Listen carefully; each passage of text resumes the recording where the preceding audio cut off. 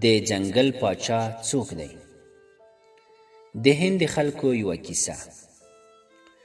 کله چې پړانګ پر ګیدړ حمله وکړه، ګیدړ ورباندې چیغه وکړه، ته د ځنګل پر پاچا څنګه د یرغل زړه کوې؟ پړانګ په تعجب ورته وکتل، ویې ویل چټي مه غږېږه، ته چا پاچا کړی یې؟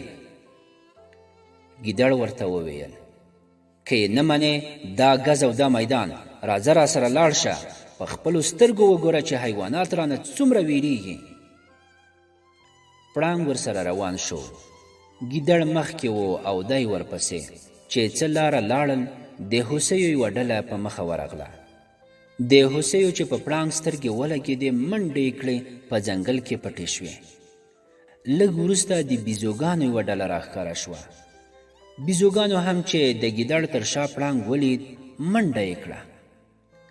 دغه وخت ګیدړ پړانګ ته مخ واړوه، ورته ویې ویل څنګه دا دوه مثالونه بس دي او که نور مثالونه هم غواړې؟